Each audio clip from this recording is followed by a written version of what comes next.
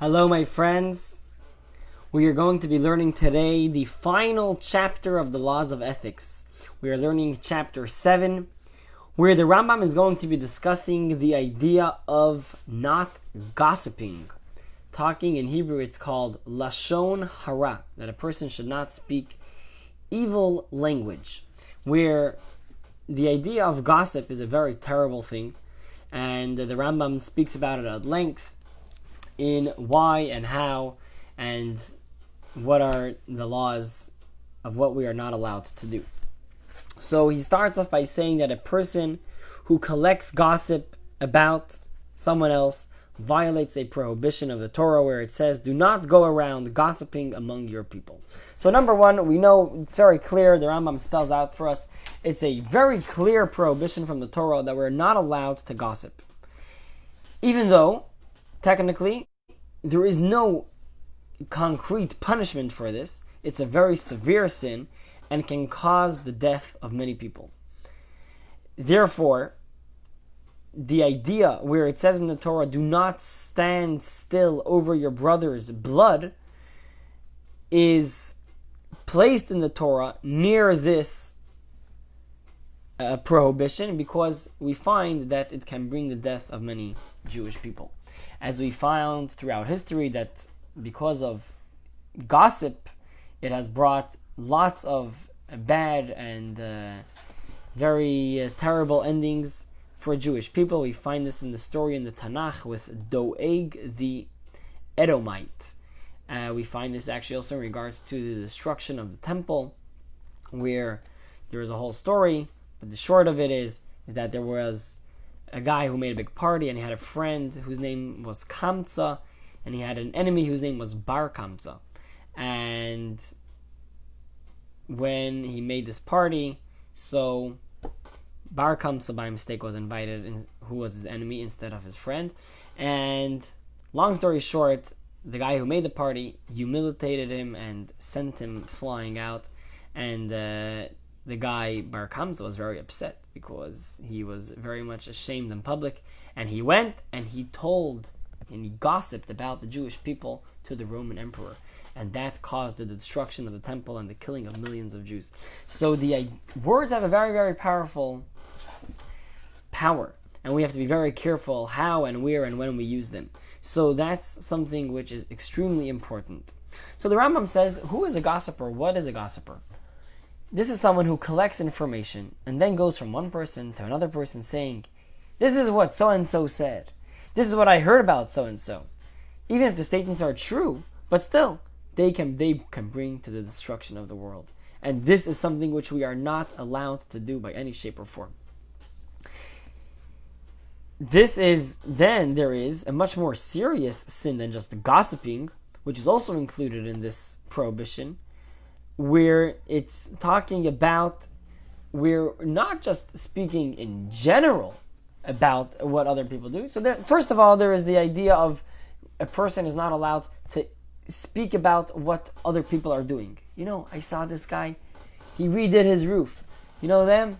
They bought a new car. That's already the idea of gossip. Then there is Lashon hara, in its full sense, is the idea of speaking evil and speaking bad about another person. Talking not nice things about other people. And even if it's true, doesn't mean that it's a lie. In other words, this person, they did this. Or his parents are such and such. I have heard of this about this and this person. That's a very, very terrible thing. And concerning this, God says that I will cut off the tongues of those who speak proud things. In other words, who come and speak evil about others. And it's a very, very, very terrible thing.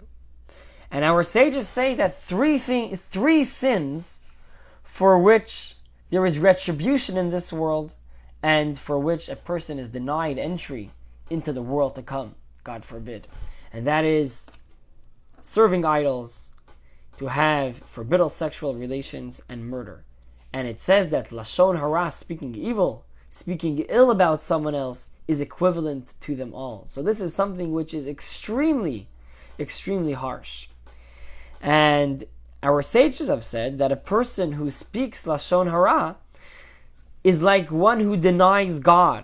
As it says that the people who speak Lashon Hara, the people who speak ill, is as if they say that our tongues will prevail and our lips are our own. Who is Lord over us? That's from Psalms.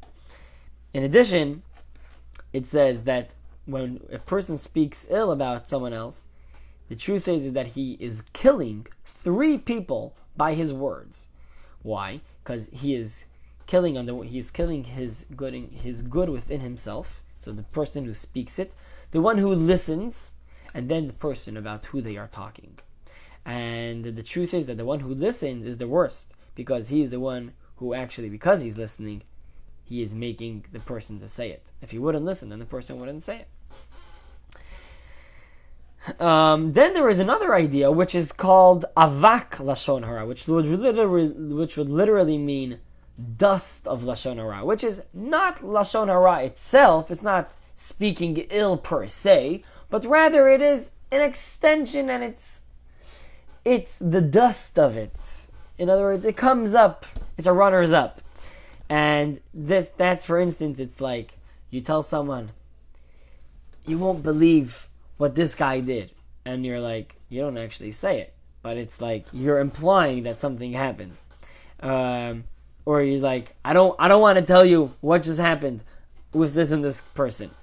So, and another idea in this idea of the dust of Lashon Hara is when someone speaks favorably about a certain person in front of someone who hates them. So if they have an enemy, and you go and you tell them, and you go tell that person who they hate, and you go and tell them, oh, you know that guy that you hate, he's such a good guy, he's such a nice person, and essentially you are arousing the hate within that person, and you're going to make them to speak not nice and ill about that person. As King Solomon says in Proverbs, one who greets his colleague early in the morning in a loud voice curses him, for his positive act will bring him negative repercussions. So that's an interesting concept, and it's not necessarily something which we bump into every day, but it's something to keep in mind, that not always is it the best time and place to speak praise about every single person. And sometimes we have to know where yes and where no. Similarly, a person shouldn't speak ill against a person in a jestful way, or as if he doesn't know that it's a problem. He's like, and when you tell him, that's not a very nice thing to say about him, and you're like, oh, well, I didn't really realize. That's something which is not correct, and a person should be very careful. And Lashon Hara, speaking ill about someone, is applicable whether that person is there or whether it's behind their back. It doesn't matter. Whatever it is, a person is not allowed to speak ill against another person in regards to any matter, whether it's in regards to their property or regards to something which they did, or even just to annoy them or frighten them. These things are the idea of Lashon Hara, and we're not allowed to speak to them. We're not allowed to speak of them. Now, Lashon Hara, the truth is, when we're talking about speaking ill about someone, this is applicable if no one knows about it. If already, the Rambam says, if already 3 people know about it, so then it's considered that it's already known, and there's not necessarily the official capital sin of speaking Lashon Hara, which is so terrible, because that is, it's already out, the cat is out of the bag, so to speak. But, on the other hand, the person is not allowed to intentionally want to spread this information further and publicize it. So then, that's definitely not allowed. But if already a few people know about it, so then it's already not the same severity.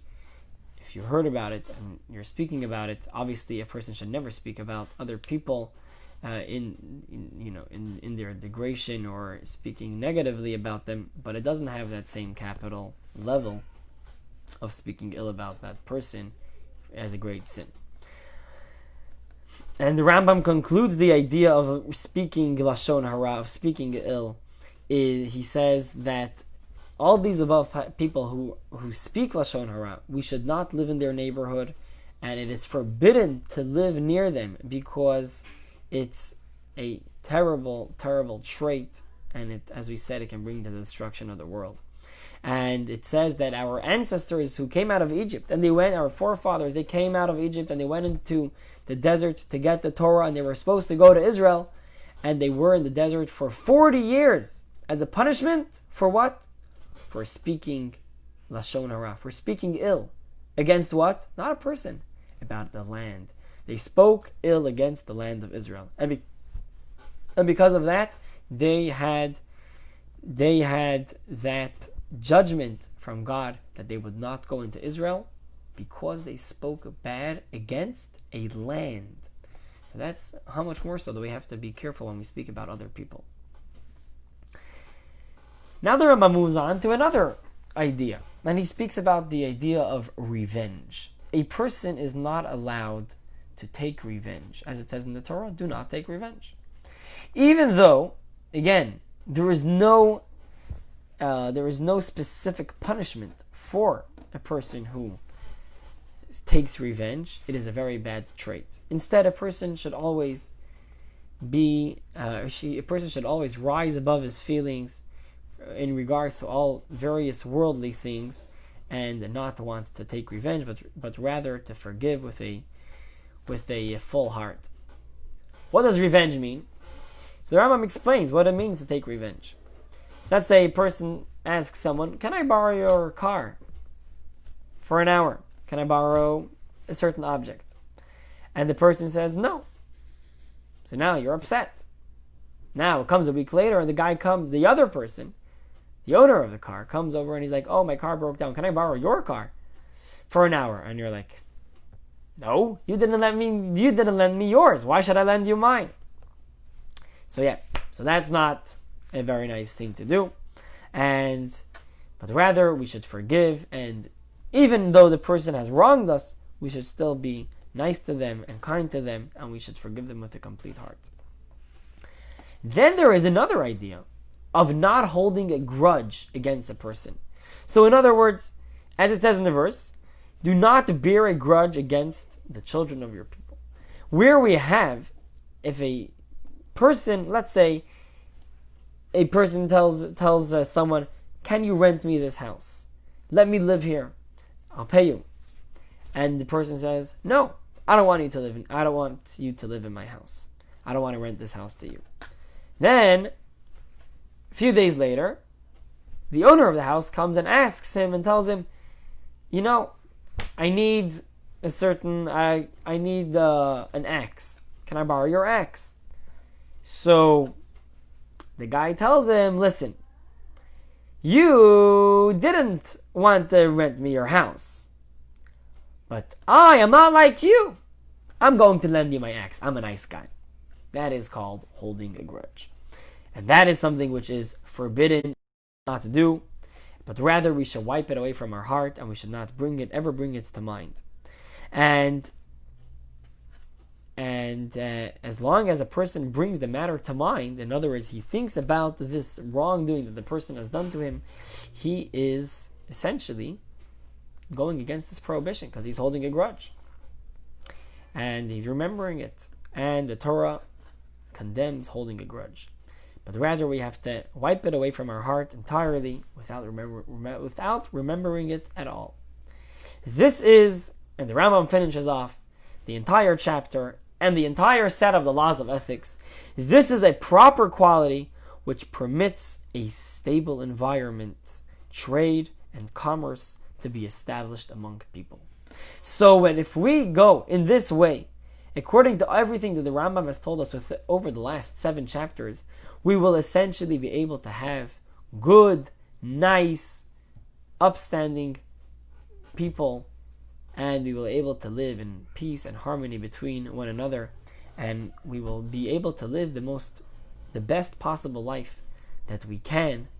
God willing, every person has to work on themselves, of course, but that's exactly what the Rambam is coming here to tell us, that we should work on ourselves, we should become better people. We should never suffice with what we have, and we should always try to become better. And Lashon hara, as we spoke earlier, the idea of speaking ill against someone is a very, very hard thing, because people love to talk. What should we do? And the Talmud says that this is a sin which is from the hardest sins, and it's almost impossible for a person not to fall for it and to commit that sin, even if it's in a small form. But it's something that we have to be extremely careful about. So, as we complete the laws of ethics, let us think about what the Rambam has taught us. Let us make this to become something practical in our life. Take it to heart a little bit. Every person in their own form. And let us make what we study not just to study an ideology, study a law, but rather to make this something practical in our own lifestyle. And do something about everything that we have studied over the last couple of weeks. So, my friends, we will be in touch. God willing, we are going to be starting a new set of laws, as we shall see. Have a good one.